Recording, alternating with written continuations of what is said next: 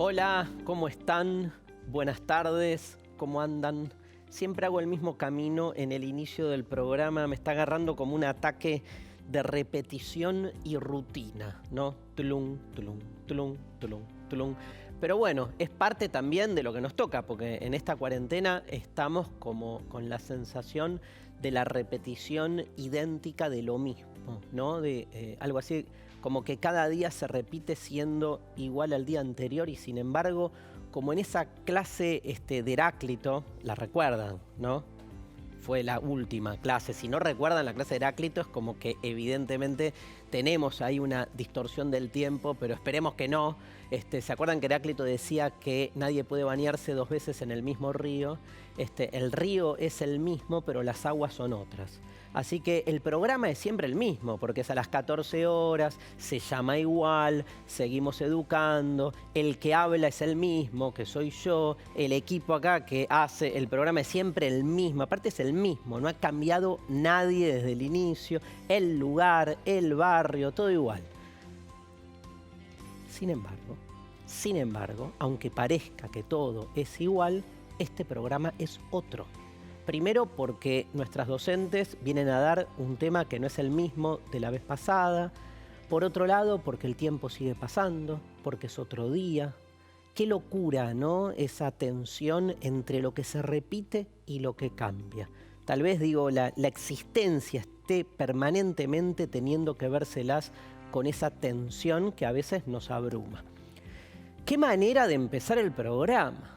Este es un nuevo programa de Seguimos Educando, felices de estar aquí con ustedes.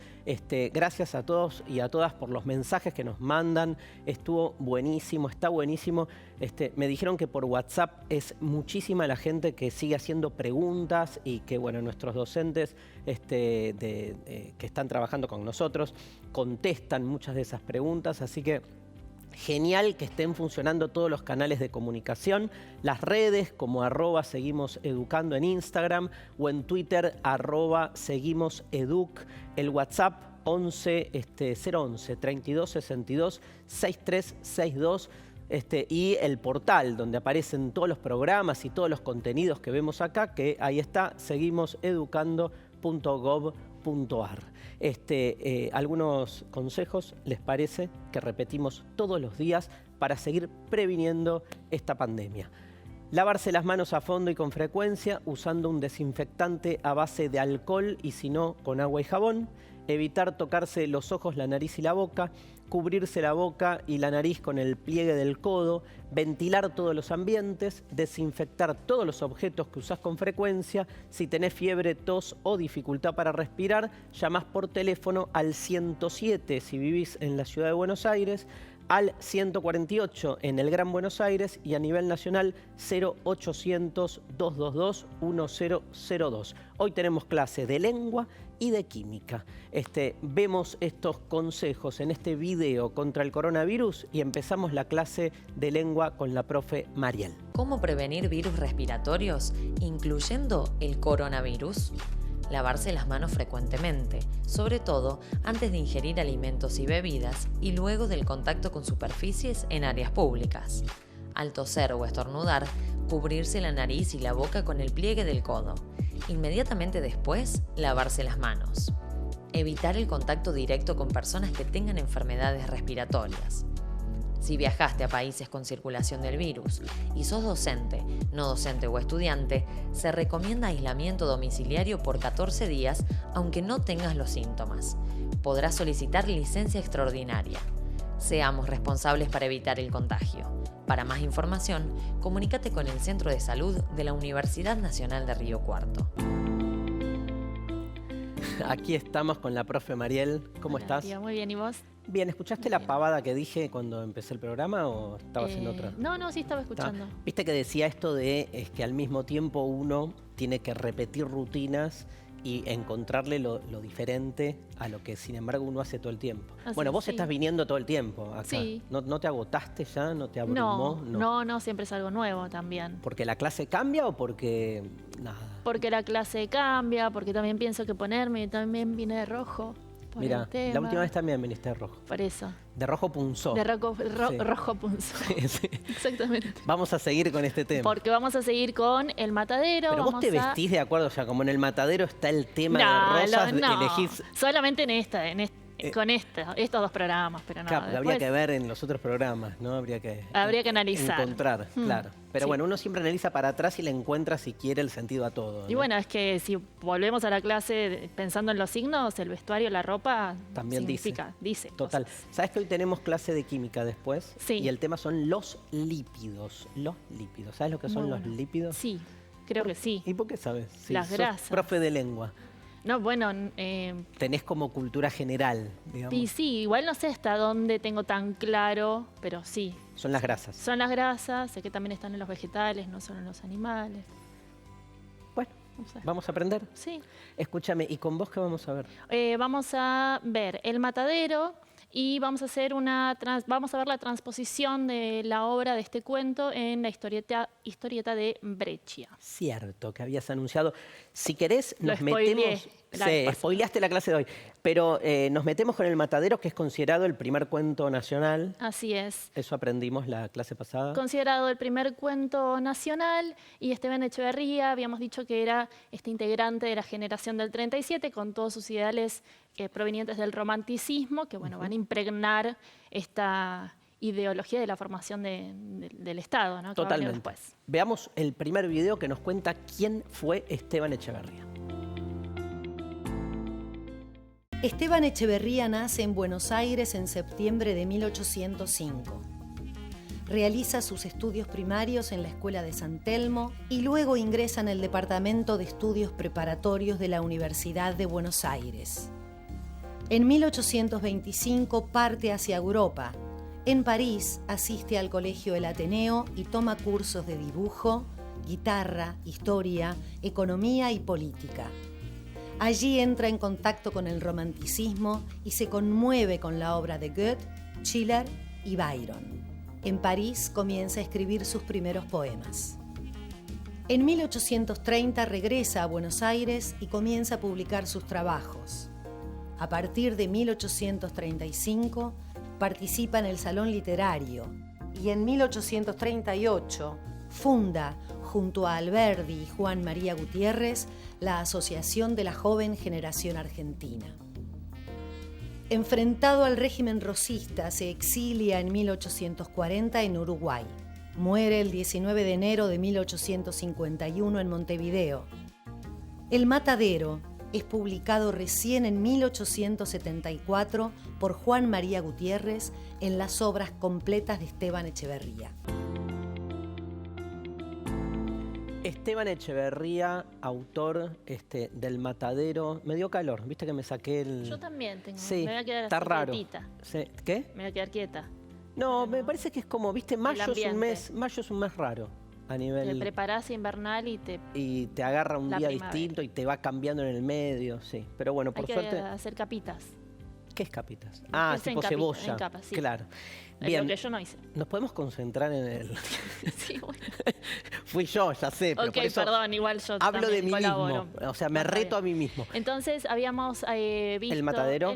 Bien, Esto te quería preguntar. Recordanos cuándo se publicó. se publicó en 1974, 20 años aproximadamente, más de 20 años después de la muerte de Echeverría. Él fallece en el 51, nace en 1905 en Buenos Aires.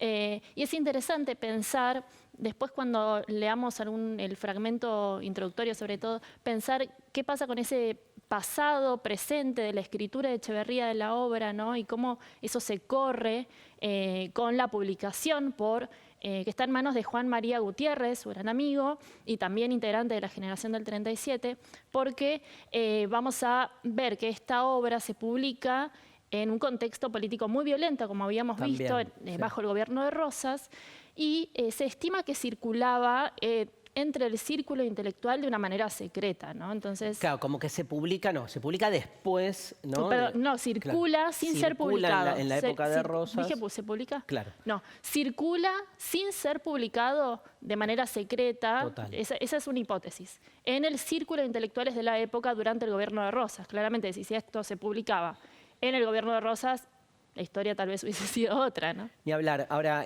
qué interesante nos decía justamente Martín Coan en la última clase, cómo una obra que quiere denunciar lo que sucedía políticamente en la época, en realidad se publica muchos años después y sin embargo no pierde ese carácter porque la historia, digamos, de los conflictos políticos en lo que se estaba conformando como nación argentina atraviesa toda nuestra historia. De la generación del 37 también tenemos autores como Sarmiento, Juan Bautista Alberdi, Bartolomé Mitre, Vicente Fidel López y José Mármol, los que tengo acá anotados. Obras como Facundo, claro, que va a hablar de esta configuración del gaucho también, de una manera exquisita, ¿no? Y también es un personaje muy contradictorio, sin embargo su pluma es...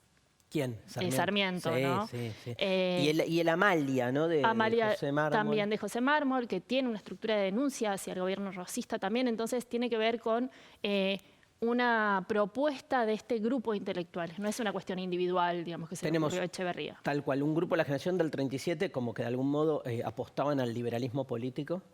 Exactamente, sí, las ideas provenían del romanticismo europeo y abogaban por desprenderse de las relaciones con España, ¿no? Y las políticas tenían que ver con el libre cambio, a diferencia de lo que pasaba con Rosas, que había creado la ley de aduanas, había armado un comercio más restrictivo, ¿no? Y para proteger el comercio interno. Sin embargo, muy propio del romanticismo también combinaban ese liberalismo político con cierta subjetividad melancólica, ¿no? Exactamente, que es la idea de este escritor héroe, ¿no? Claro. Y que la particularidad que tiene el romanticismo acá, el romanticismo local, es que tiene este rasgo de lo nacional, pero también está mirando lo que pasa en Europa. ¿Te puedo leer el inicio del Matadero? Sí, y vos después favor. Nos haces como una sinopsis del texto. Okay. Empieza así el Matadero. A pesar de que la mía es historia, no la empezaré por el arca de Noé y la genealogía de sus ascendientes como acostumbraban a hacerlo los antiguos historiadores españoles de América, que deben ser nuestros prototipos.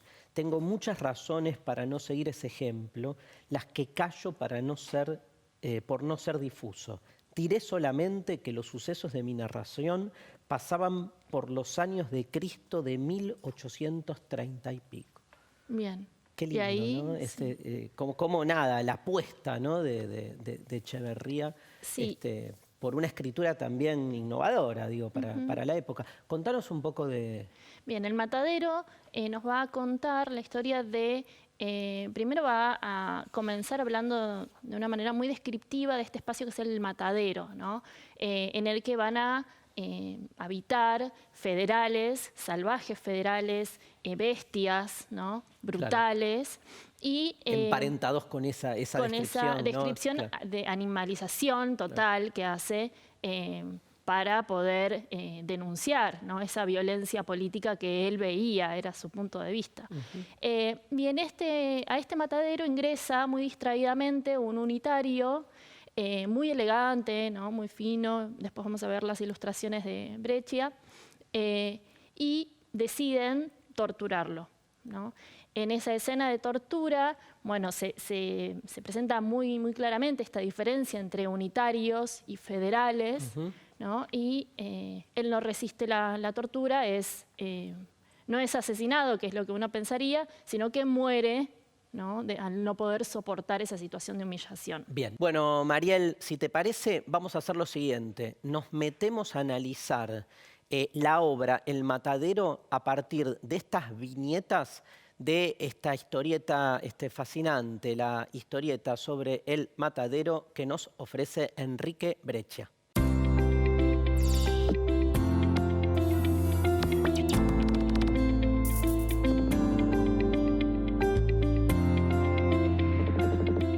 El Matadero, de Esteban Echeverría. En El Matadero está el origen de la prosa de ficción en la Argentina. Pero ese origen, podría decirse, es oscuro, desviado, casi clandestino.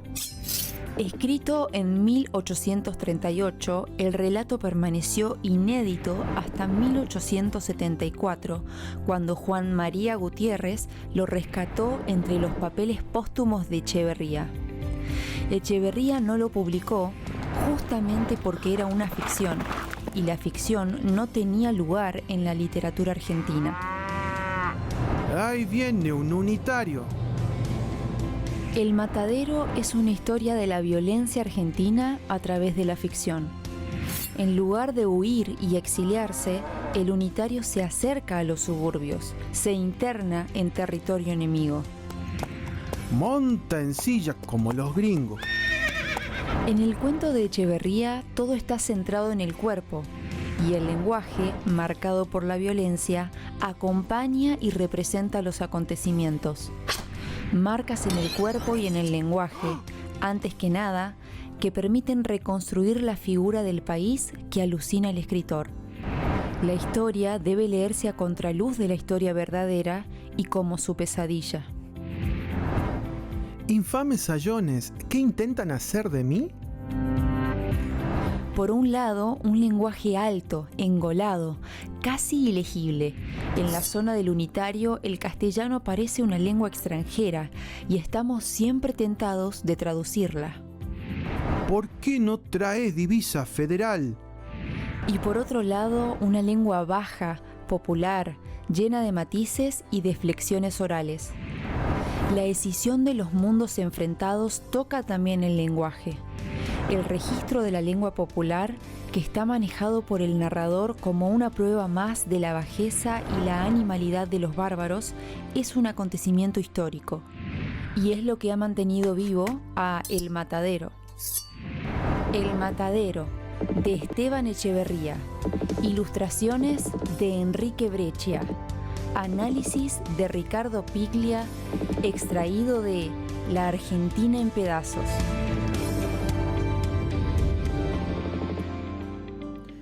Bueno, qué lindo, ¿no? El trabajo, no se puede dejar de pensar cómo El Matadero es una representación de lo que era la violencia política de la época y cómo mucho de la literatura argentina está siempre alineado con ese contexto, ¿no? Digo, la literatura no nace de un repollo ni baja de un ovni, sino que de algún modo expresa lo que sucede en términos sociales, siempre, aunque no trate específicamente una temática social. Sí, siempre es el espíritu de la época, ¿no? Sí, de algún modo, aunque sí. algunos se adelantan y por eso son tan...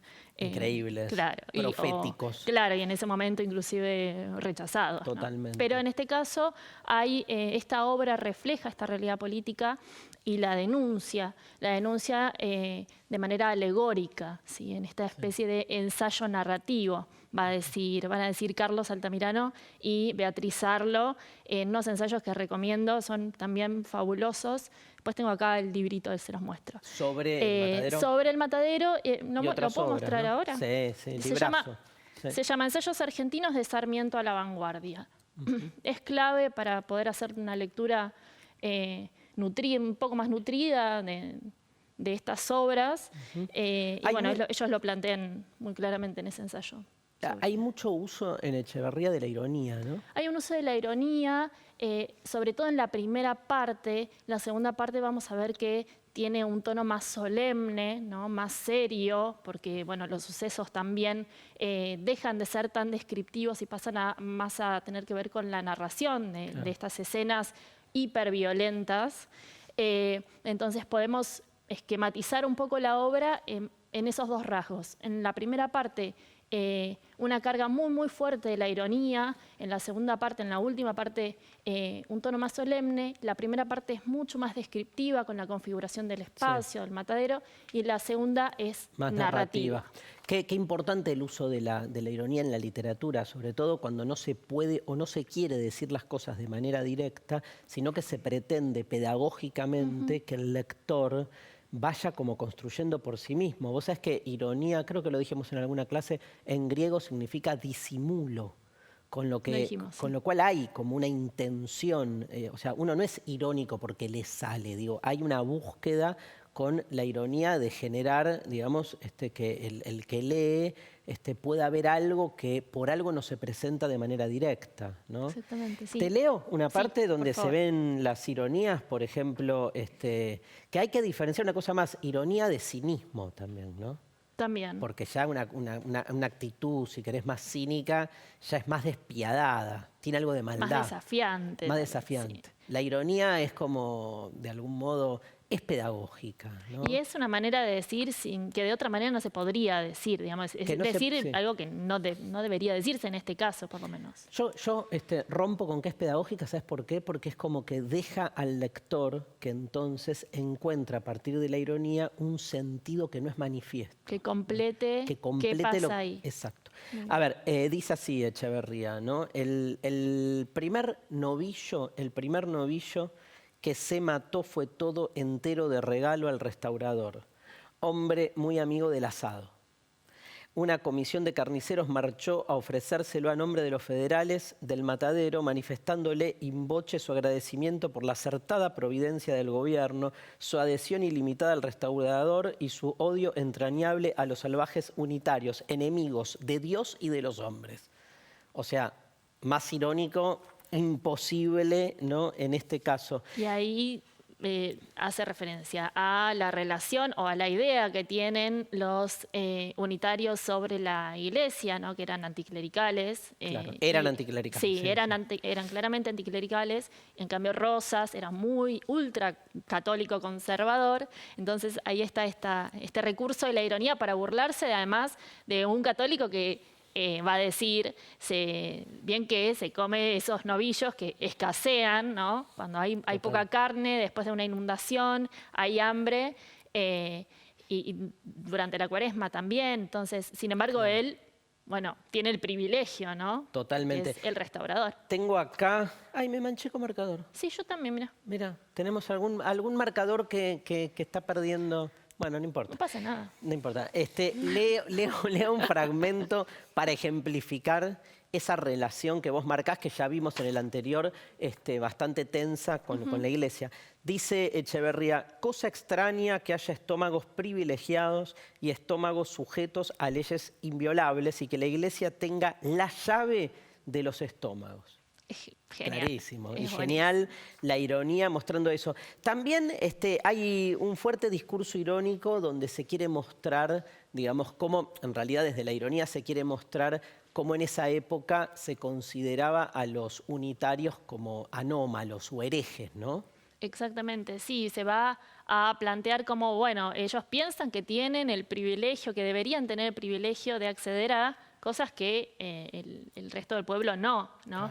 Claro. ¿Cómo van a acceder a comer tal pedazo de carne? No sé si hay alguna cita ahí para... Hay una cita que dice así, mira, pero lo más notable que sucedió fue el fallecimiento casi repentino de unos cuantos gringos herejes que cometieron el desacato de darse un hartazgo de chorizos de Extremadura. Privilegio, Sí, un hoy, manjar. un privilegio hoy también. Jamón y bacalao se fueron al otro mundo a pagar el pecado cometido por tan abominable promiscuación.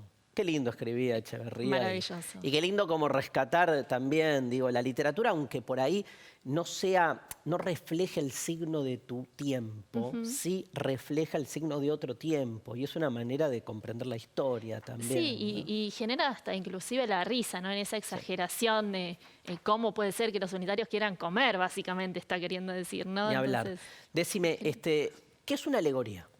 una alegoría es la representación de un hecho sin mencionarlo directamente. ¿Sí? Claro. Es como hay un corrimiento, en este caso, en el matadero que representa a la provincia de Buenos Aires, podemos decir. Ponele, claro.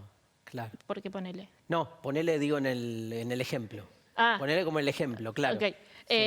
Por ejemplo, el matadero representa a la Sí. provincia de Buenos Aires y a partir de esa configuración espacial va a haber un reflejo, un reflejo en esta denuncia de ese contexto político. Como que en vez de hablar directamente de la provincia de Buenos Aires, lo alegórico es hablar del matadero. ¿no? Exactamente. Eso, como representativo. Exactamente. Pero nunca se hace el link.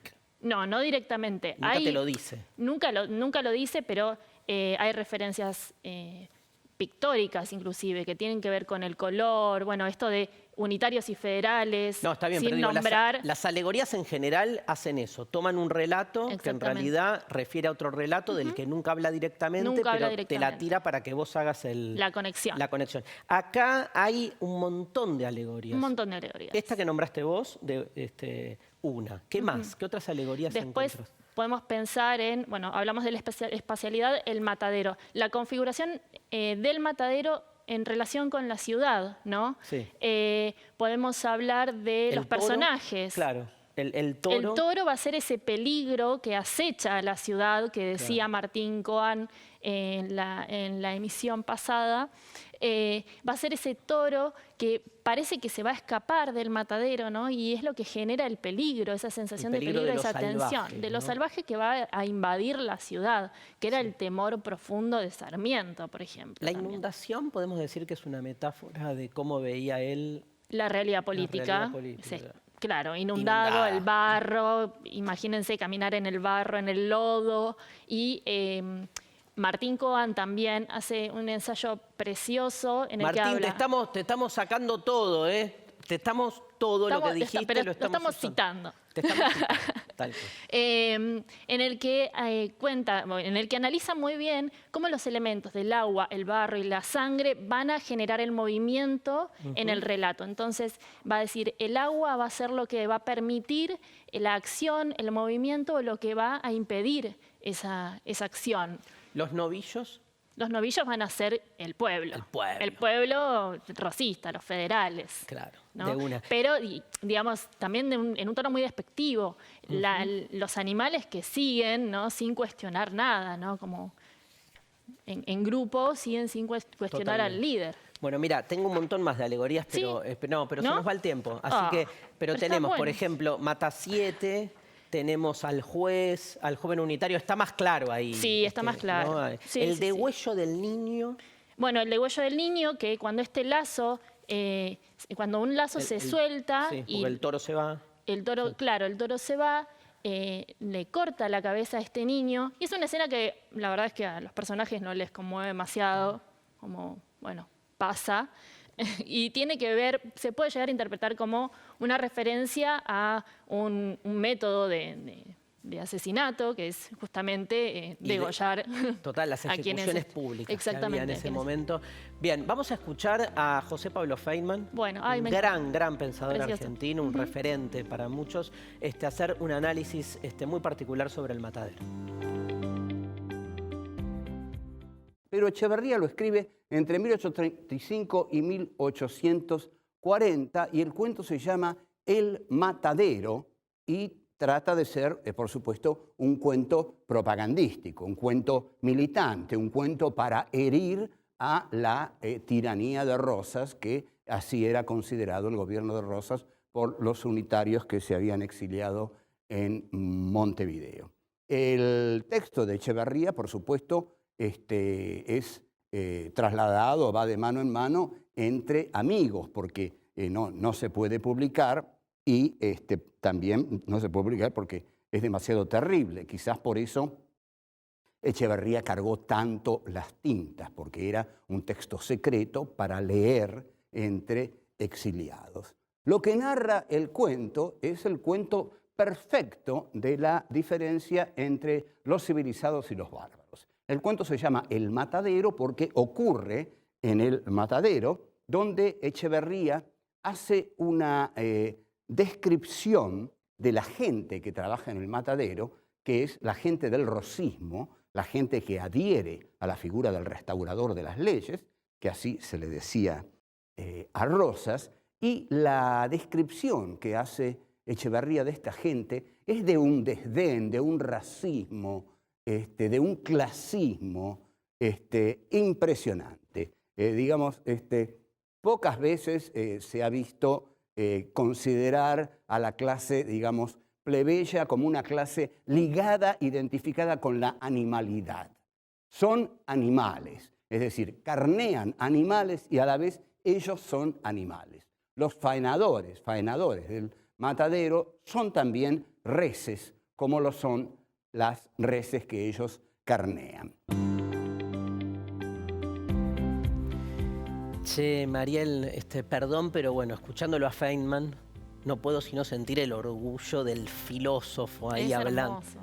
¿Y Me cómo- encantan sus programas. ¿Y cómo lee desde otro lugar? Digo, más que el orgullo, quiero decir, el punto de vista filosófico, que es encontrar siempre una perspectiva que no es la que está puesta sobre la superficie, ¿no? Esto de que tal vez fue escrito el libro justamente sabiendo que no iba a ser publicado, sino para que sea, digamos, para que circule en secreto de mano en mano. El valor que tiene eso, ¿no? Ni Saber hablar. que tenés esa obra, que solamente la leen en ese grupo, por también la implicancia que tiene, ¿no? Seguro. Y como toda la literatura, uno la puede pensar también como una especie de ejercicio o de transmisión, ¿no? Viste que tradición significa transmitir, etimológicamente hay una transmisión que va pasando de generación en generación y así vamos construyendo algo así como nuestra memoria. Sí.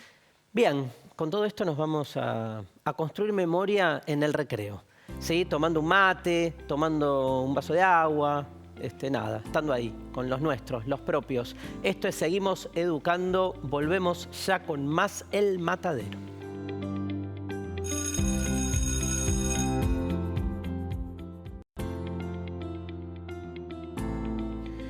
Pensando un poco ahora sí en los personajes que están en El Matadero, ¿cuál de los personajes te resulta más interesante, digamos? Bueno, todos, ¿no? Pero digamos, Sí. no sé, a mí no sé si a vos te pasa que la particularidad del joven unitario, nada, resalta por la diferencia con el resto, ¿no? Sí, es muy potente su figura, su lenguaje, cómo se expresa, la forma en la que, por lo menos cuando lo leo me lo Sí. imagino, ¿no? Ese porte, sí, tiene una Diferenciándose del exactamente, resto que sí. están ahí en el Pero al mismo matadero. tiempo me da risa, porque parece Claro. que queda ridiculizado en algún punto. Es medio ¿no? una Como- caricatura. sí, sí. Bueno, lo escuchamos a José Pablo Feynman a ver qué nos dice de este personaje, el joven unitario. El unitario, como todo unitario que se enfrenta con la chusma, ¿no? Es muy altanero y los desprecia con sus gestos, con su mirada. ¿Qué quieren con él? ¿Cómo se atreven? ¿Cómo se le acercan? Y hay un juez en el matadero que lo primero que le pregunta al unitario es lo más visible para un federal. ¿Por qué no trae usted la divisa Punzó? La divisa Punzó era un pedazo de género, Punzó, que Rosas obligaba a que todo el mundo lo llevara, ¿no? Como identificación de su adhesión a él, a Rosas. O sea que había que llevar la divisa Punzó. El unitario, como era unitario, es decir, como no adhería a Rosas, no llevaba la divisa Punzó. Entonces, lo que responde el unitario también es tremendamente altanero. Eso, la divisa Punzó, es para ustedes. Yo soy un hombre libre, no la llevo. Es decir, lo que le está diciendo, a mí nadie me impone llevar una divisa Punzó, porque yo soy un hombre libre. Y Mata 7, que sabe responder, le dice, bueno, nosotros a los libres, la divisa Punzó se la hacemos llevar a la fuerza. Lo cual es una contundente respuesta, ¿no? Digamos, al orgullo de la racionalidad iluminada, oponerle la fuerza brutal de la barbarie. Esto es lo que plantea Echeverría. Me interesa preguntarte cómo era el manejo del lenguaje, ¿no? en el matadero. Bueno, aparece claramente en este juego binario que veníamos viendo, una distinción entre el lenguaje del unitario y el lenguaje de los federales, ¿no? Claro. Lo vulgar, lo bajo, lo que no va a estar asociado a la cultura para esta asociado generación del 37, a lo va a popular estar, acá. claro, a lo Sí. popular, a la turba. Va a tener que ver con los federales, estos integrantes de El Matadero. Y Por el lado del unitario va a estar esta representación del romántico, del escritor, con su lenguaje muy refinado, ¿no? que en un punto es esto, ¿no? Una ¿Por qué exageración. decía Martín el otro día, y volvemos sobre esto, como que el texto en algún momento tiene un cometido y después se traiciona a sí mismo? Se traiciona a sí mismo porque finalmente lo que se reivindica, lo que se realza es el lenguaje, lo popular, ¿no? Claro. La figura de lo popular aparece ahí. Vos te escribís todo un cuento para realzar al lenguaje culto del unitario y lo que más queda históricamente es lo otro, ¿no? Decir, El lenguaje popular. Sí, maravilloso. ¿Querés que te lea algunos ejemplos? Sí. Y me decías no. No, hagamos que me decís no. ¿Querés que te lea algunos ejemplos? ¿Cómo no? Pero el guión dice que tengo que hacerlo. ¿Y qué? Bueno, no sé ahora cómo se llama. Ahí, silencio, queda colapsado el programa. No, sí, leamos y después si querés podemos leer los dos. Ay, me encanta. ¿Tipo representación teatral? Sí. Dale, hagamos la escena del degüello del nana. Bien tranqui. bien tranqui para las 3 de la tarde. A ver, ejemplo de lengua popular. Che, negra bruja, salí de aquí antes que te pegue un tajo, exclamaba el carnicero. ¿Bien mi enunciación? Sí, muy bien. ¿Qué le hago, ño, Juan? ¿Qué le ño, Juan? Bueno, no me salió. No sea malo, yo no quiero sino la panza y las tripas. Oíanse a menudo, a pesar del veto del restaurador y de la santidad del día, palabras inmundas y obscenias, vociferaciones preñadas de todo el cinismo bestial que caracteriza la chusma de nuestros mataderos, con las cuales no quiero regalar a los lectores. Y es muy interesante eso, porque el autor no pone los insultos, no pone todos los insultos, algunos inclusive tienen puntitos suspensivos, como ¿En serio? P, puntos suspensivos, M, puntos suspensivos.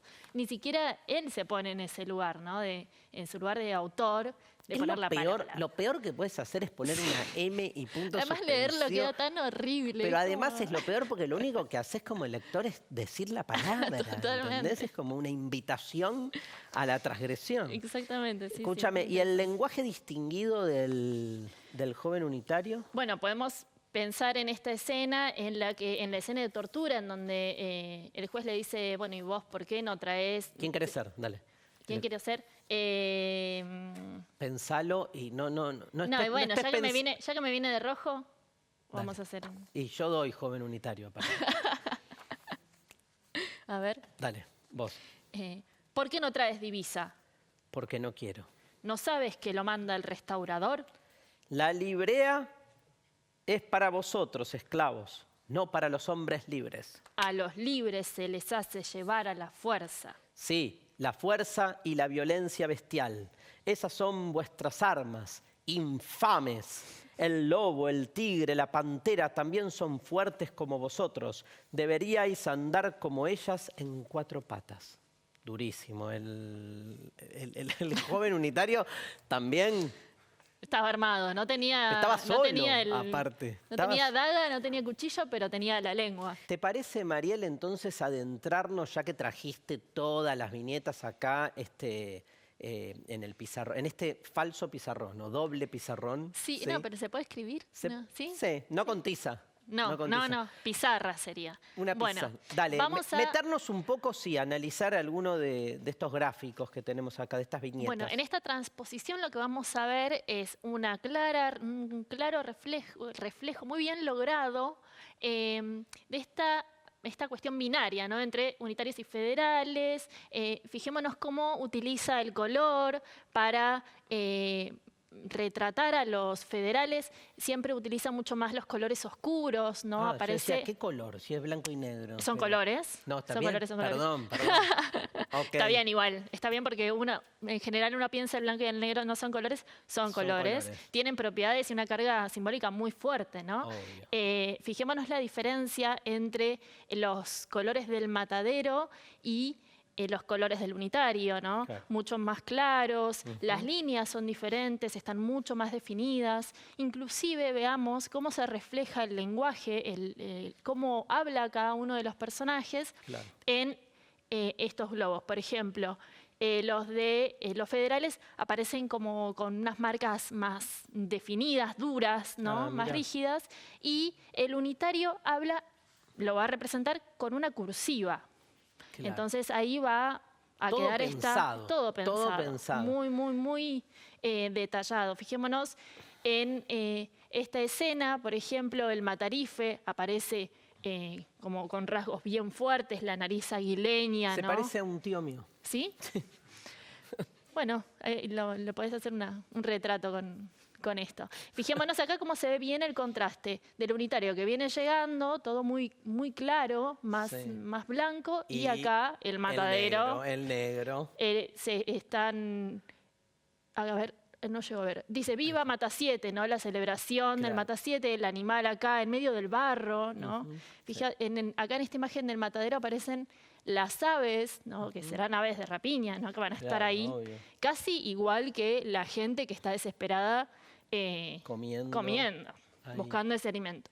Y en esta escena final, esta es la última, y fijémonos la oscuridad que tiene este lugar. Sí. La casilla, ¿no? Parece esta especie de barro, ¿no? Y se verificaron la orden, echaron llave a la puerta y en un momento más no quedó nadie en el matadero. Esta desolación. Me encanta. Escúchame, sirve, ¿no? Hacer a veces esas transposiciones, digo sirve en el sentido de, está buenísimo ver cómo hay dos lenguajes que se traducen y cómo una obra literaria, un clásico puede, por ejemplo, reconvertirse, por ejemplo, en una historieta. O sea, gana la obra con eso, ¿no? Cambia el soporte, cambian la forma de representar, cambian esos signos, pero el mensaje sigue sosteniéndose, sigue teniendo esa potencia y sigue transmitiendo esta diferencia, ¿no? Entre unitarios y federales. Y lo hace más accesible por ahí a otras generaciones, ¿no? De nuevo, por ahí hay un lenguaje propio de la década del 30, de hace 2 siglos, que hoy, no sé, por ejemplo, pienso en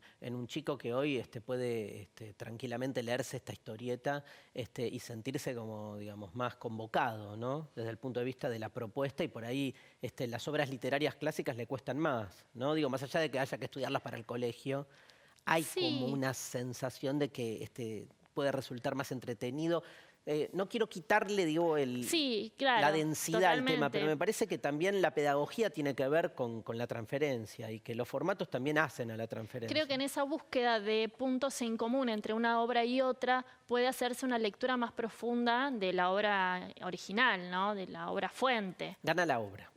La obra es todas esas manifestaciones y todos esos lenguajes, porque la obra es la misma y sin embargo, ¿no? Se va manifestando como en distintas formas. Exactamente. Bueno, gracias. Bueno, gracias. ¿Terminamos con el matadero? Sí, ya estamos. Ya está. Mañana, la próxima no vengo de rojo, creo. Cambiamos, seguimos cambiando y seguimos educando. Nos vemos en el próximo bloque con Analía y los lípidos.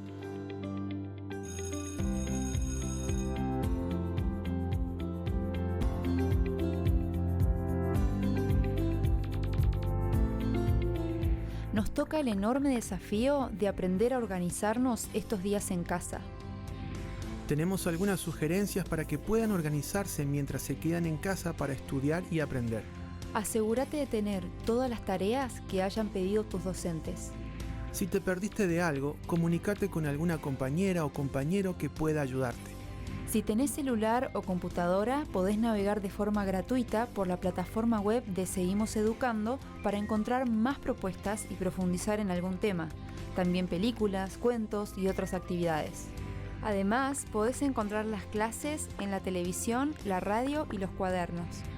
Una vez que sepas todas las actividades, es importante que puedas organizar el tiempo en el que vas a realizarlas. Podés elegir la mañana, la tarde o combinar ambas. Lo importante será proponernos una rutina que organice nuestros días. Sabemos que es muy difícil concentrarse por mucho tiempo y más en casa, donde todo puede distraernos. Ponete metas cortas, por ejemplo, cuando termino la tarea de biología me tomo 15 minutos de recreo, para que no empiece todo a acumularse y luego necesites un día entero haciendo tareas atrasadas. Podés planificar los tiempos que vas a dedicar a cada materia área. La que te cuesta más le dediques más tiempo que a otra que te resulte más sencilla. Armar un calendario semanal siempre funciona. Ten en cuenta las fechas de entrega de cada una de ellas. Esto podrá ayudarte a la hora de priorizar o definir el orden en el que las irás completando. Es importante que, antes de empezar, tengas todos los materiales que vas a necesitar. Acordate de ir tachando las tareas. Llegar al viernes con todo el calendario resuelto te va a dar alivio para disfrutar del fin de semana. Cuanto más rápido empieces, más rápido vas a terminar. Bien, seguimos y cambiamos de materia en el Seguimos Educando de hoy. Bienvenida, Analía. Muchas gracias. ¿Cómo andas? ¿Bien? Bien, muy bien, por suerte. Bueno, ¿te gustó la clase del matadero? Me gustó. ¿Sí? Sí, aprendo siempre, porque la verdad sé muy poco de lengua y literatura. A ver, ¿cuáles son las 10 alegorías que escribió Mariel en...? No escribió 10 alegorías. Describió 10 alegorías. Ah, describió. No, Entonces... no las puedo reproducir. No me tomes lección. Pero aparte, como si la lección y la evaluación habría que ver, ¿no? Si de algún modo demuestra que prestaste atención o no, porque no necesariamente. No necesariamente, estoy totalmente Obvio. de acuerdo. Hay que reformular un poco las evaluaciones. De sí. una, Sí. de una. ¿Cómo son tus exámenes? ¿Cómo Eh, sos de esas profes duras en los exámenes? No, la verdad que no. Soy bastante... Tampoco blandas, ¿o sí? No, súper, pero me gusta hacer exámenes donde por ahí no uso mucho el tema de la memorización. Donde el alumno se sienta cómodo, ¿no? Sí, Yo siempre digo que sí, un examen tiene que sí. ser disfrutable. Totalmente. Porque si no, y uso no... ejercicios previos que van a tener que ver con el examen para que no sea algo sorpresivo. Se ponen mal, la pasan muy mal los La chicos en sorpresa los nunca exámenes. suma. Si lo que querés ver es No. si un tema realmente llegó, ¿no? Sí, sí. Así que me parece, sí, importante trabajarlo previamente para que después el examen no sea un día tan distinto a los otros, ¿no? Me encanta. Sí. Tuviste grandes profesores. Tuve grandes profesores de los cuales aprendí. Malísimo lo mío. Escúchame, ¿qué vamos a ver hoy? Hoy vamos a hablar de lípidos. Lípidos. Habíamos hablado de alcoholes. Voy a hacer un resumen así de los grupos funcionales con los que estuvimos trabajando. Estuvimos hablando la última clase de hidratos de carbono. Entonces, trabajamos con estos dos grupos de acá. Lo voy a escribir así, no queda raro, ¿no? Alcoholes. Con trabajamos con azúcares. Y hoy vamos a trabajar con uno de los grupos, porque no todos las grasas están formadas por este grupo, pero algunas de ellas, los ácidos grasos, que son uno de los grupos muy importantes. No, puse grupo porque estoy hablando al mismo tiempo y escribiendo y estas cosas nunca me funcionan.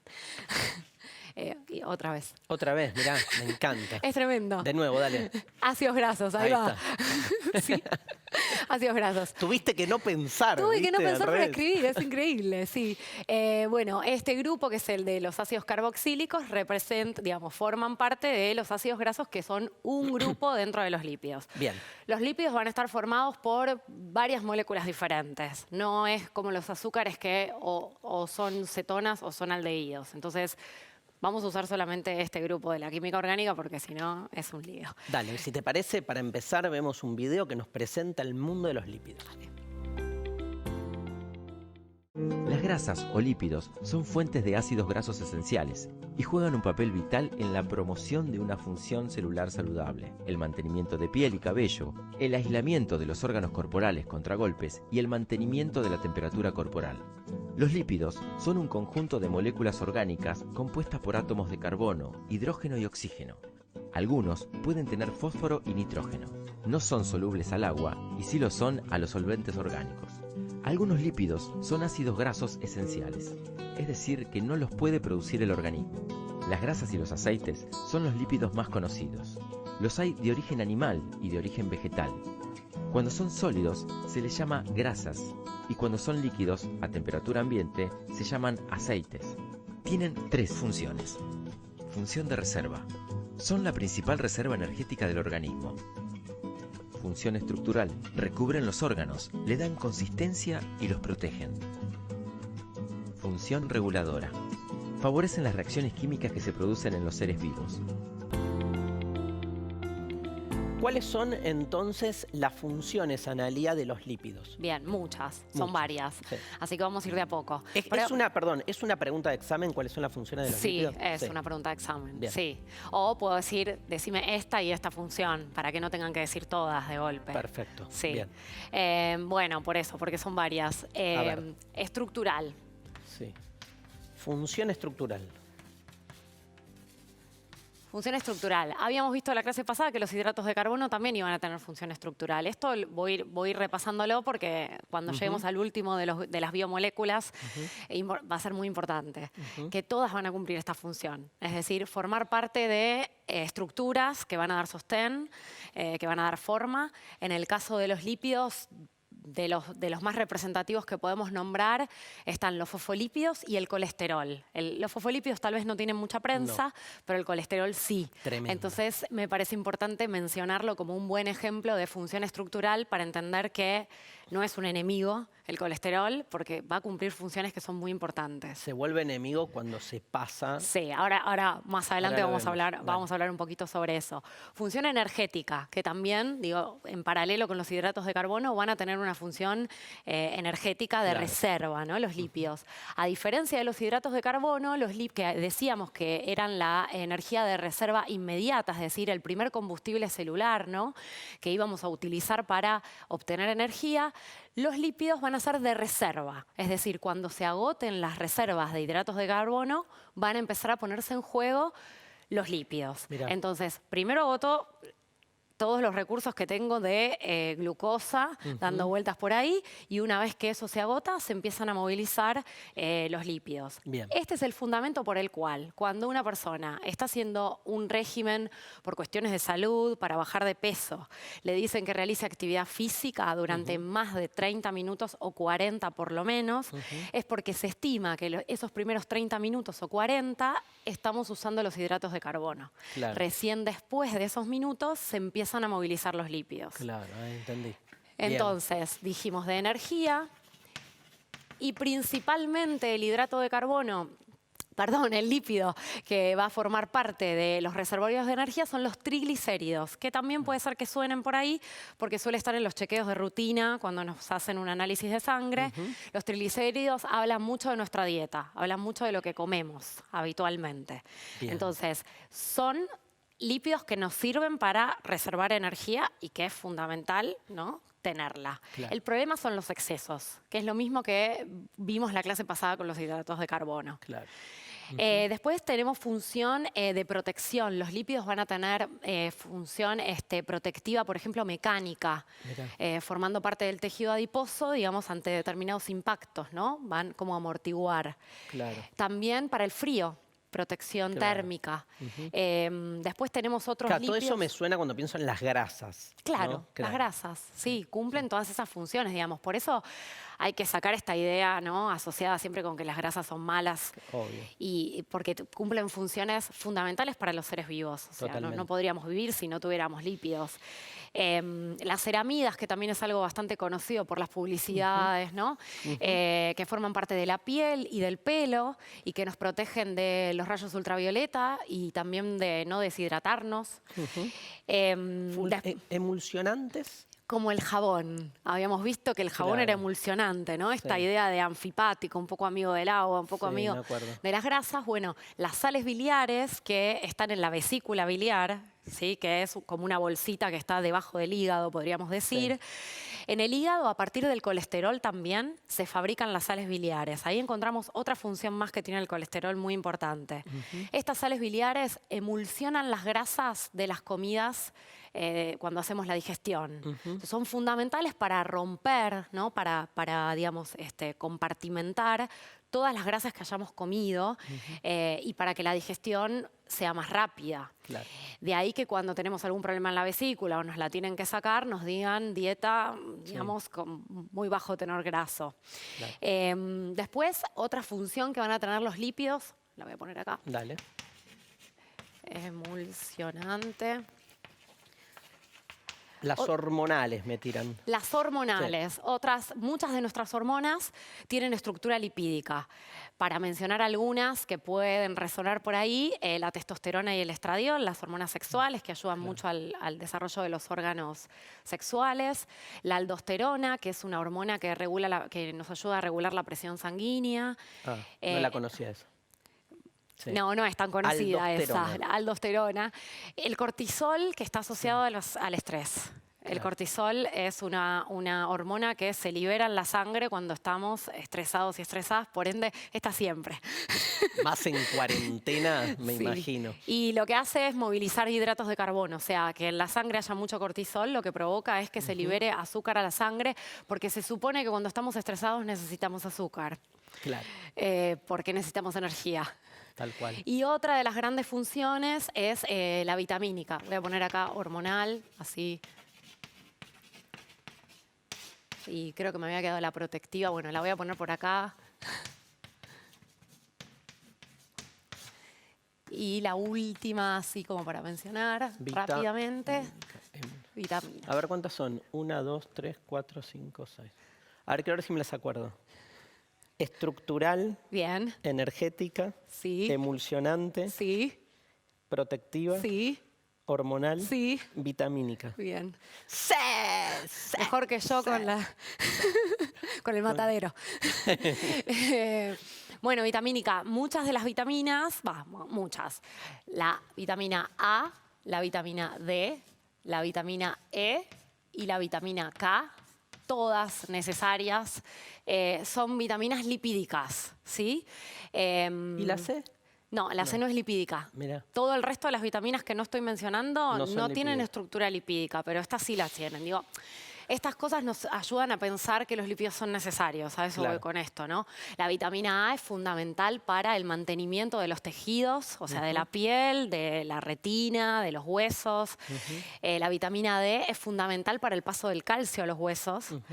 La vitamina E es un gran antioxidante que lo que ayuda es a, digamos, a atrapar radicales libres que ocurren ante determinadas funciones metabólicas que tienen las células que terminan siendo tóxicos.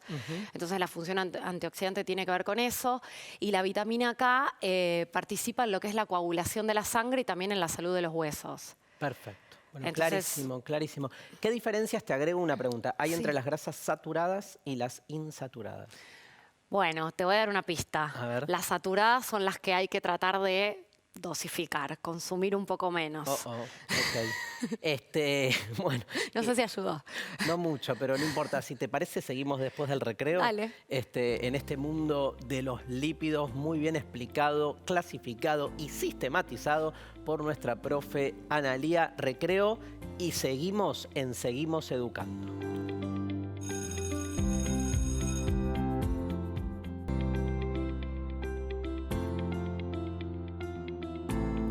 Quedé muy ansioso porque no tuve la respuesta inmediata.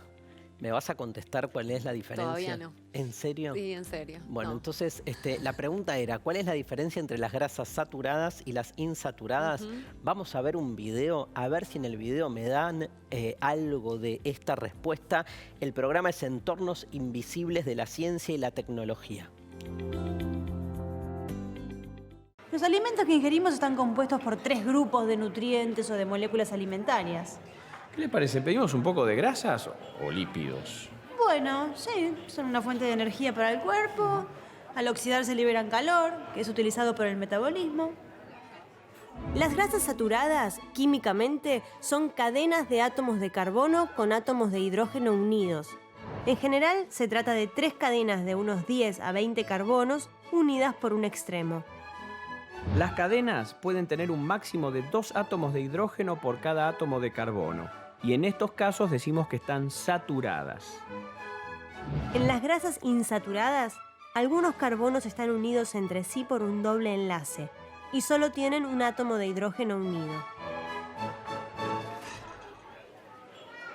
Esta diferencia hace que las grasas se encuentren en estado sólido o líquido. Bueno, cualquiera que haya sacado un lomo a la manteca roja del horno o derretido gruyere en una fondue sabe que las grasas se funden con el calor. Bueno, el aceite, por ejemplo, es una grasa que a temperatura ambiente se encuentra en estado líquido.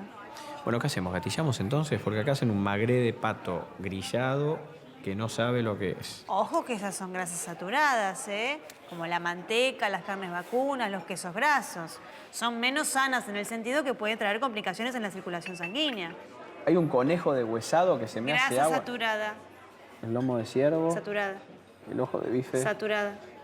Me está saturando a mí, licenciada. ¿Cuáles son las grasas insaturadas? Y aceite de oliva, algunos pescados. El problema es que los dobles enlaces de estas grasas las hacen más propensas a oxidarse, a ponerse rancias a temperatura ambiente. No me deja ninguna escapatoria. Y eso que todavía no empezamos a hablar del colesterol, ¿eh? Bien, bueno, clarísimo, ¿no? Hay que moderar el consumo de las grasas saturadas. Sí, porque las grasas saturadas además vienen asociadas al colesterol generalmente. Claro. Entonces esa combinación es un poco explosiva para nuestro sistema cardiovascular principalmente. Es decir, altas concentraciones de colesterol en la sangre junto a grasas saturadas pueden llevarnos a problemas cardiovasculares que tienen que ver con, pensemos en la luz de una arteria, ¿no? Sí. Que esto sería la luz de una arteria. Yo miro la arteria por adentro. Por la sangre está circulando, por supuesto, las grasas, entre otras cosas que circulan. Obvio. Si hay una alta concentración de colesterol y de grasas saturadas, permanentemente lo que empieza a pasar es que empiezan a depositarse en la luz arterial, provocando de alguna manera que esto se achique cada vez más y entonces lo que va a generar es que se va a reducir el caudal de sangre que tiene que pasar por allí, con él el oxígeno, endureciendo las arterias y provocando, digamos, que por ahí a algunos tejidos les llegue menos oxígeno. Tremendo. Y muy tremendo. bien explicado, aparte, qué es lo que va pasando, claro. Claro, de ahí que además el colesterol es silencioso, no provoca síntomas. Entonces la única manera que tengo yo de saber es con un análisis de sangre. Perfecto. Vamos a ver un video para adentrarnos en esta cuestión, en entender de qué se trata el colesterol. Cuando hablamos de colesterol, ¿de qué estamos hablando? Algún día, Tomás, todo este colesterol será tuyo. ¿Qué es el colesterol?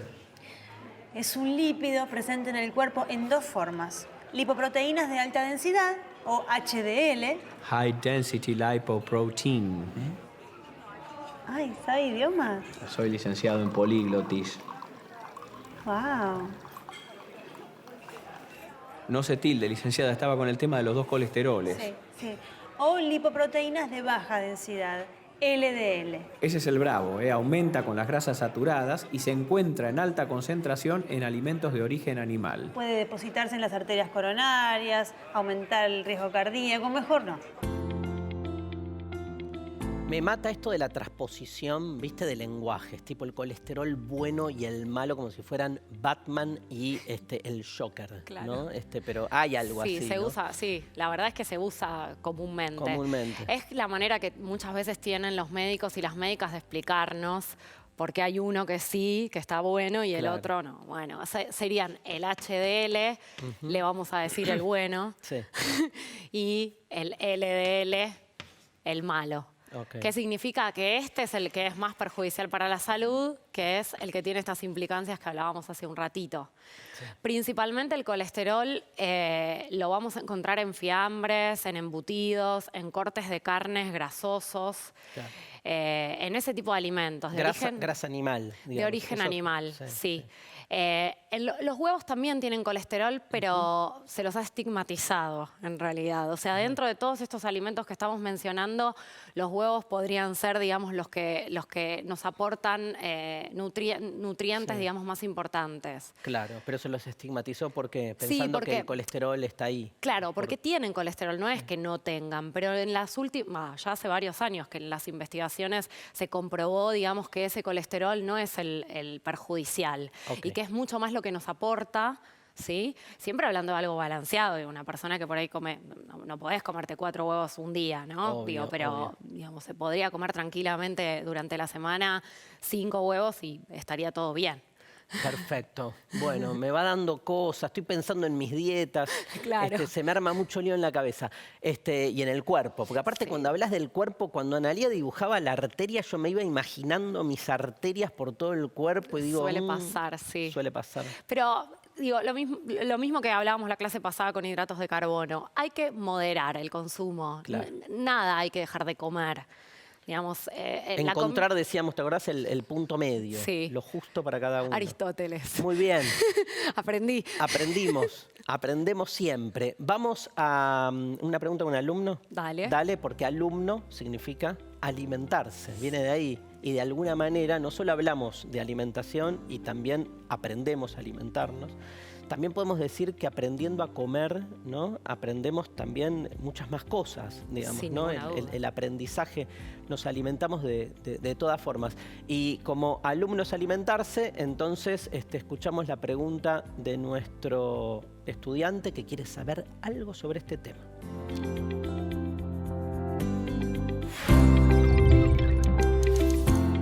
Hola, ¿qué tal? Bueno, quería saber si es verdad que los lácteos tienen muchas grasas. Muchas gracias. Ahí retomamos la pregunta. Te cuento que en otro programa hablamos de la etimología de la palabra alumno. Hay una tradición que la asocia a la idea de carencia de luz, Sí. ¿no? Sin luz, que es como la etimología más popular.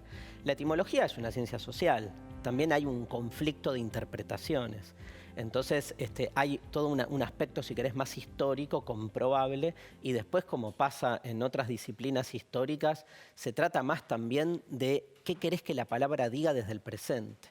Entonces, Está bueno eso. claro, Para digo, resignificar, ¿no? resignificar todo el tiempo, porque alumno como sin luz es hacer del alumno un ser carente, Sí. aparte un ser oscuro, ¿no? Porque la Sí, idea claro. de que no hay luz y que aparte el docente es como una especie de faro, ¿no? Que lo ilumina, sabe todo, que por ilumina. supuesto. En cambio, esta idea de alumno viniendo de alimentarse tiene que ver con que todos somos alumnos. Vos, yo, acá estamos de algún modo también, incluso dando clases, Aprendiendo. estamos aprendiendo, Sin porque dudas. te alimentás todo el tiempo Todo el y nunca tiempo. termina. Yo siempre se los digo a mis alumnos y alumnas que aprendo muchísimo de ellos y de ellas. La De verdad una. que es muy bueno que eso suceda. Ujú. Bueno, este alumno nos preguntó entonces si es verdad que los lácteos tienen muchas grasas. Sí y no, en realidad.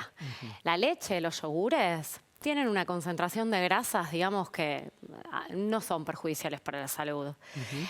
Tal vez lo que tiene, digamos, a dónde viene, apunta la pregunta, tiene algún origen que tiene que ver con otros derivados de la leche, como por ejemplo la manteca, la crema, que ahí sí hay una mayor concentración de grasas saturadas y las vuelven un poco más perjudicial. Los quesos duros, cuanto más duro es el queso, más grasas saturadas tienen.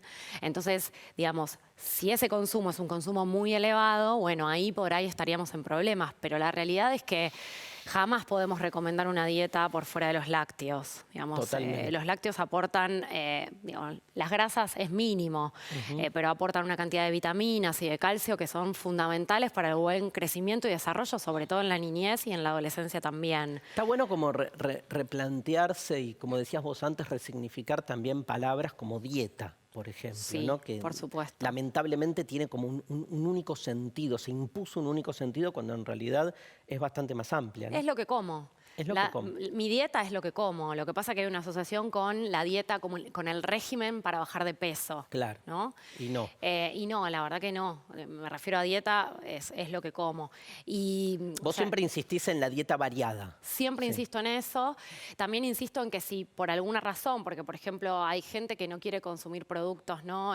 Por ahí que vienen de los animales, bueno, digamos, no es que eso esté mal, sino que hay que hacerlo siempre acompañado por un profesional médico, ¿sí? O Claro. sea, siempre que vamos a decidir o querer o querer saber, para restringir algún grupo de alimentos, lo tengo que hacer necesariamente con un profesional de la salud, porque si no me estoy poniendo en riesgo. Claro. Entonces, la dieta colorida como idea general es algo que a la gente le suele quedar, digamos, como idea principal. Tratar de comer a lo largo del día alimentos que tengan distintos colores. De Perfecto. alguna manera eso me puede ayudar bastante a que todos los grupos necesarios de alimentos, los macronutrientes y los micronutrientes, los esté incorporando en mi dieta. Perfecto. Los lípidos son moléculas que cumplen distintas funciones, ¿no? Cumplen un montón de funciones, todas estas que vimos recién, y que entonces los hacen fundamentales para la vida. Claro. Digamos, sin los lípidos no podríamos vivir, entonces esta es una idea que tiene que quedar muy clara. Siempre que trabajo con estos temas, con hidratos de carbono y con lípidos principalmente, que suelen tener mala fama o mala prensa, porque aparecen todas estas dietas, ¿no?, que circulan por ahí. Claro, porque donde más las dietas para adelgazar, donde más pegan es acá, en las grasas. Es en las grasas y es en los hidratos de carbono. O sea, desde hace muchos años que circulan distintos tipos de dietas que las llaman disociadas o que las llaman de la luna o que las llaman, o sea, no sé.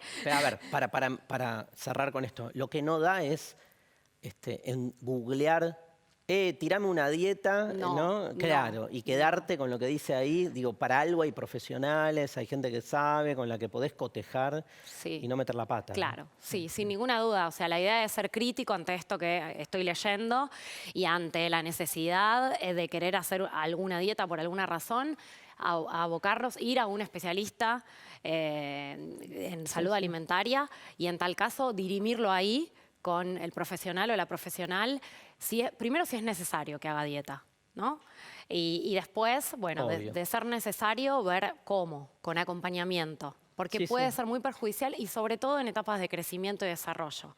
Eso Claro, es lo porque una cosa, Ana, estoy pensando, una cosa es hacer dieta porque, digamos, hay alguna disfuncionalidad en el cuerpo que lo amerite. Y otra cosa ya tiene que ver con lo que dijimos en algún otro programa con Analía, que es como un concepto de belleza instalado en el cual, digamos, uno puede andar muy bien con su cuerpo en las armonías necesarias para una vida, digamos, saludable y, sin embargo, porque no entras en determinado prototipo, vas a una dieta que en realidad lo que hace es generar una disfuncionalidad, ¿no? Sí, absolutamente, porque pareciera que siempre falta un poquito más para estar en el peso ideal, ¿no? Claro. Es como que siempre falta un poco más. Entonces, en la adolescencia se ve mucho esta tendencia a la dieta y con esta idea también fantasiosa, mágica, ¿no? De que voy a hacer esta dieta y en muy poco tiempo voy a perder peso. Claro. Eso tiene que ser un signo de alarma.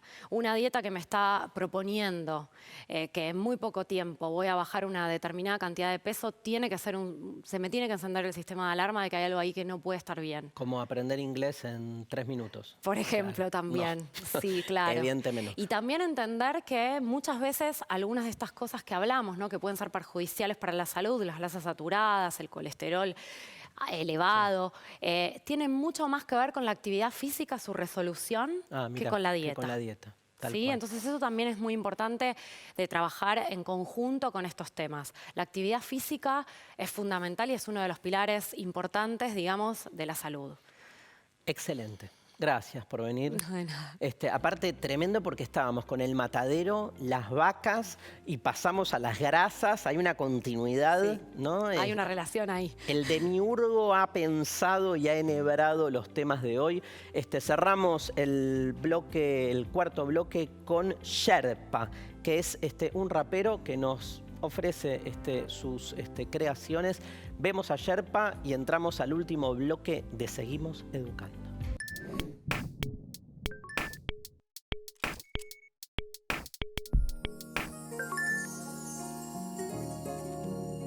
Buenas a todos. Voy a dejar unas líneas. Hoy no es latente el secreto de tantas prosas. Se siente, la felicidad está en las pequeñas cosas. El subconsciente evita acciones vanidosas al frente de un planeta de espaldas y con esposas. Los humanos se están volviendo a ser humanos al ver que el futuro está y siempre estuvo en sus manos. Por eso hay varias con agujeros de gusanos y las de doctores valen recuerdos de veranos. Quien da valor a la simpleza encuentra un arte. Por eso al irse no va a dejarte sino a contarte que si buscas la paz no está en ninguna parte, que yace dentro tuyo, solo tenés que encontrarte. Hoy nos toca permanecer en nuestra casa y ver que no siempre el que más te entiende es quien te abraza. Que el patio, el balcón, el fondo, la terraza, para jugar con tu mascota son la mejor plaza. Que la distancia puede ser una amenaza para el que miente con lo que siente y te lo disfraza. Que no hay indispensable, todo se reemplaza y que de una forma u otra lo bueno se entrelaza. Por vos, por tu familia y todos los que amás, el mundo necesita que aguantes un poco más. Consciente de cada decisión que tomás, quédate en casa, es cuidarte y cuidar a los demás. Paz. SSHERPA.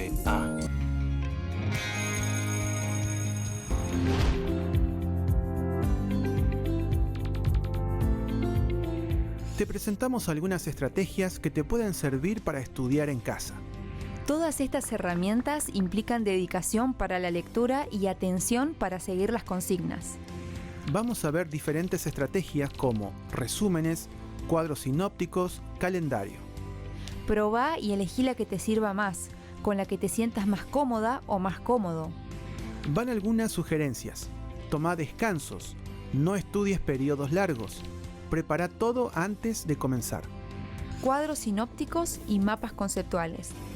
Estos esquemas buscan organizar la información de los textos que tenés que estudiar. Son los que arma el docente a modo de síntesis del tema que se trató en la clase, pero en este caso los vas a armar vos en casa para repasar lo estudiado. ¿Cómo se hace? Bueno, hay que leer el texto con atención. Leerlo por segunda vez y poner un título a cada párrafo. En una hoja con los títulos, escribir las relaciones entre ellos: causa, consecuencia, conclusión, enumeración u oposición, prestando atención a las jerarquías. Y volver a escribir los títulos, pero organizados según las relaciones, que pueden ser unidas por flechas de diferentes colores, tamaños y tipos de letra. Para hacer un resumen, tenés que leer el texto original, deteniéndote y tomándote el tiempo necesario hasta comprenderlo. Pregúntate, ¿cuál es el tema central del texto? Subrayá las ideas principales y las secundarias, si podés, en distintos colores. Hacé anotaciones de palabras clave que te permitan saber de qué habla la parte que resaltaste sin tener que leer todo. No se trata simplemente de cortar o copiar, que es lo mismo, fragmentos del texto original. Redactá el resumen con tus palabras, armando un texto que tenga sentido. Tenés que tener en cuenta cuáles son las secciones más relevantes, dónde pone el foco de atención el autor, cuáles son las conclusiones, entre otras. Otra manera de hacer tu resumen es un punteo, un listado de ideas. Busca tu estrategia. Ahora podés estudiar de tu resumen. Antes de que empieces a hacer las actividades del cuaderno, no te olvides. Organizá tu calendario de materias para saber qué día vas a hacer cada tarea. Prepara todo lo que necesitas para no tener que pararte a cada rato. Hacer recreos y descansos. Lee las consignas y materiales. Prepara resúmenes o cuadros. Ejercita varias veces si es tarea de matemática, por ejemplo. Y deja todo ordenado para volver a empezar mañana.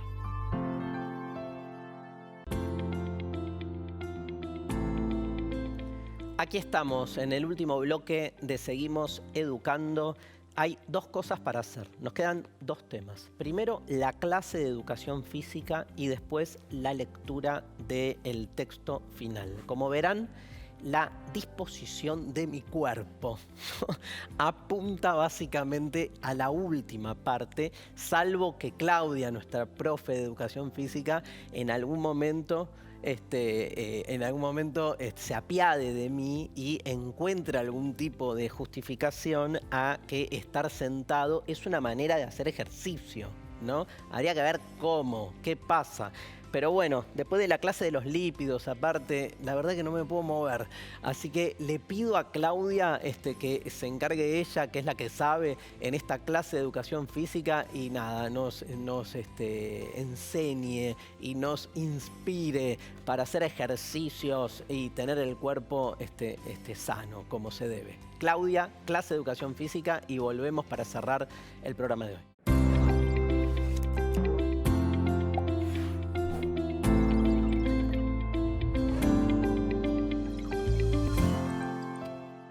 Hola, ¿cómo están? Soy Claudia, profesora de Educación Física. Vamos a empezar la clase de hoy. ¿Están preparados? No se olviden de tener agua para tomar cuando necesiten. Pueden tomar antes, durante y después de los ejercicios. Siempre es bueno hidratarse. Ahora vamos a hacer la entrada en calor. Recuerden que depende del lugar en donde vivan, si hace mucho frío hay que moverse un poquito más. Empezamos por los pies, moviendo, haciendo círculos de un lado para el otro. Este es un movimiento de rotación. Presionamos contra el piso. El otro. En la medida de tus posibilidades, Es importante entrar en calor las articulaciones. Ahora vamos a las rodillas, flexionamos y movemos suave, siempre movimientos suaves cuando estamos empezando.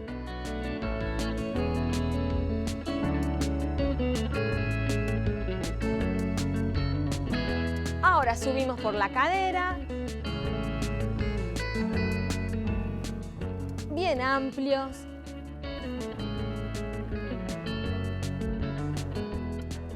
Ahora vamos a hacer unos ejercicios para elevar un poco la frecuencia cardíaca. Les recomiendo esta posición de los brazos cerca del cuerpo y suavecito un trote en el lugar. De a poco tomamos aire.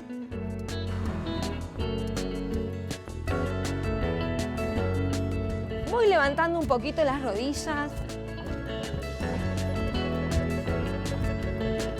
Ponemos las manos y tratamos de tocarlas. Ahora, al revés.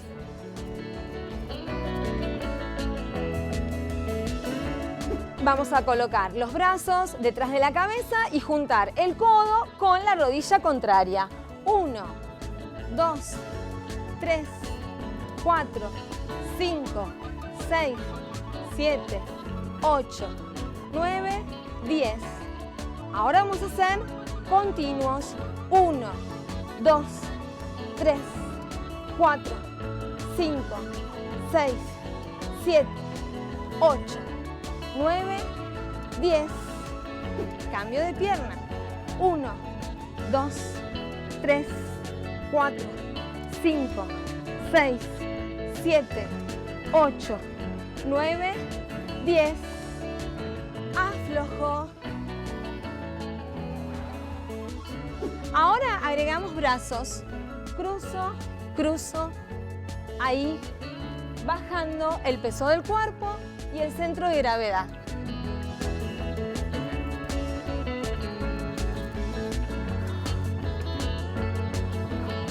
Empujo con la palma de la mano. Subimos la intensidad.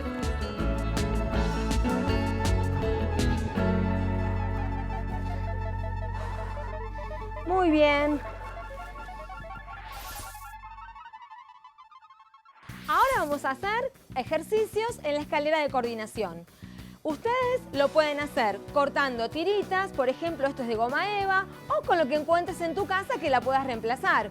Un ovillo de lana, alguna soga, siempre hay algo, hasta una cinta de papel pegada en el piso. Vamos a hacer ejercicios de desplazamientos para subir la frecuencia cardíaca. Empezamos con skipping. Dobles, 1, 2, 1, 2. Y voy avanzando. 1, 2, 1, 2. 1, 2, 1, 2. Cada uno le da la intensidad de acuerdo a sus posibilidades de movimiento. Y vuelvo. Seguimos con skipping pero laterales. Dobles. Nos ayudamos con los brazos al costado del cuerpo, pulgares hacia arriba. Siempre nos van a ayudar a mantener cuando hacemos ejercicios de trote. Le agregamos un poco más de intensidad con saltos. Sería abro y cierro, abro y cierro. Va.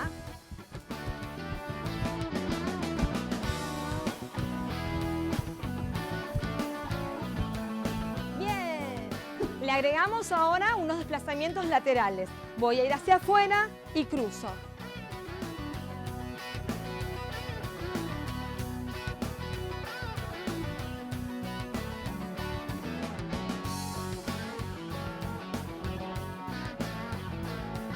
Vamos. Ahora vamos a hacer tijeras. Nos ayudamos con los brazos, braceando. Salto.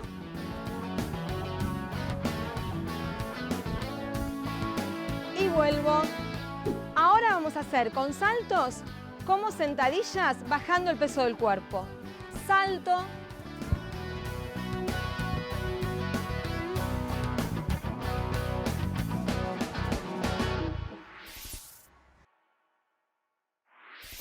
¿Están cansados? Ahora los espera un circuito con 3 estaciones y ejercicios de la fuerza.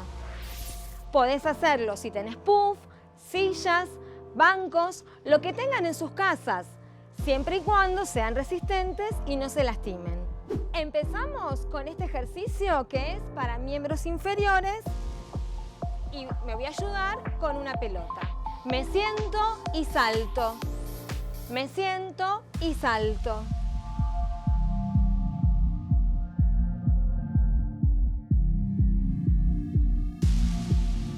Podés hacer 10, 15, 20 repeticiones. Y 3 series de todo el circuito.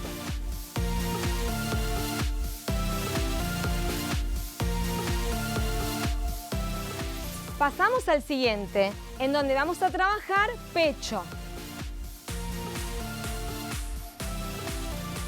Acá vamos a usar 2 botellitas de agua. Es muy poco peso, pero nos ayuda para tonificar los músculos y poder hacer bien el ejercicio. Nos sentamos, nos arrodillamos, hacia adelante y abro.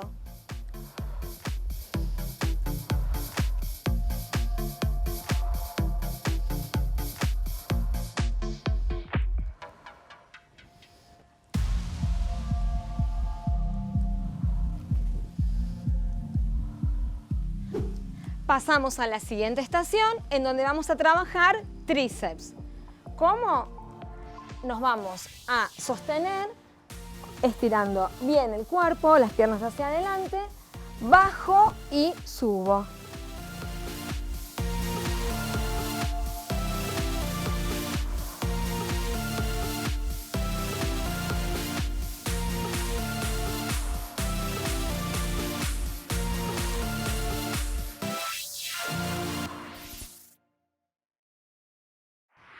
Por último, vamos a hacer la elongación. Es muy importante para evitar lesiones. ¿Sabían que los músculos tienen la capacidad de estirarse y de contraerse? Ahora vamos a estirarlos. Vamos a apoyar el talón y vamos a tirar de la punta del pie hacia atrás, elongando los músculos posteriores de la pierna. Aflojo, cambio de pierna. Mantenemos 3 respiraciones o 30 segundos. Bueno, vamos a elongar en la posición de plegado. Tomamos aire. Y nos plegamos hacia adelante. Si no llegás con las piernas estiradas, podés doblar las rodillas y mantener la posición. 3 respiraciones o 30 segundos. Aflojo. Llevamos una pierna hacia atrás en posición de vallas, de salto de vallas. Otra vez tomamos aire.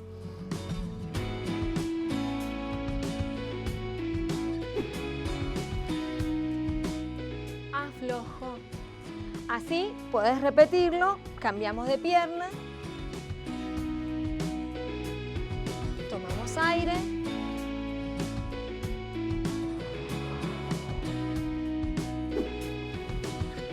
Aflojo. Muy bien, ahora en esta posición vamos a apoyar bien los isquiones, que son los huesos del hueso ilíaco de la cadera. Los vamos a sentir bien contra el piso. Vamos a tomar aire y plegamos hacia adelante. Aflojo. Muy bien, hasta aquí llegamos con la elongación. Soy Claudia, la profe de Educación Física. Los espero en la próxima con más ejercicios para hacer desde casa. Bien, hoy vamos a leer un cuento de Marco de Nevi, un autor indispensable en la literatura argentina. Nació en la provincia de Buenos Aires y desde pequeño sintió una fuerte vocación por la música y por la lectura. Se graduó como abogado y trabajó en el área legal de un organismo público. A los 33 años irrumpió en el mundo literario con Rosaura a las 10, una novela policial en la que introduce el perspectivismo, por el cual cada protagonista narra la misma historia, pero desde su propio enfoque. La novela fue llevada al cine por el cineasta Mario Soffici. De Nevi escribió guiones de cine y televisión, obras de teatro, cuentos y novelas, pero decía que lo que más disfrutaba era de la actividad periodística. Falleció a los 76 años en 1998. Vamos a leer de él El Gran Tamerlán de Persia.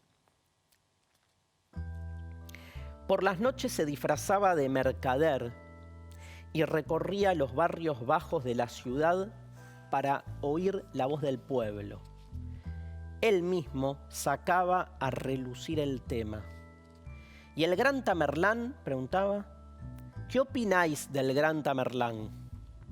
Invariablemente se levantaba a su alrededor un coro de insultos, de maldiciones, de rabiosas quejas. El mercader sentía que la cólera del pueblo se le contagiaba, hervía de indignación, añadía sus propios denuestos. A la mañana siguiente, en su palacio, mientras trataba de resolver los arduos problemas de las guerras, las coaliciones, las intrigas de sus enemigos y el déficit del presupuesto, el Gran Tamerlán se enfurecía contra el pueblo. ¿Sabe toda esta chusma, pensaba, lo que es manejar las riendas de un imperio? ¿Cree que no tengo otra cosa que hacer sino ocuparme de sus minúsculos intereses, de sus chismes de comadres? Pero a la noche siguiente, el mercader volvía a oír las pequeñas historias de atropellos, sobornos, prevaricatos, abusos de la soldadesca e injusticias de los funcionarios, y de nuevo hervía de indignación. Al cabo de un tiempo, el mercader organizó una conspiración contra el Gran Tamerlán. Su astucia, su valor, su conocimiento de los secretos de gobierno, su dominio del arte de la guerra lo convirtieron no solo en el jefe de la conjura, sino también en el líder de su pueblo. Pero el Gran Tamerlán desde su palacio le desbarataba todos los planes.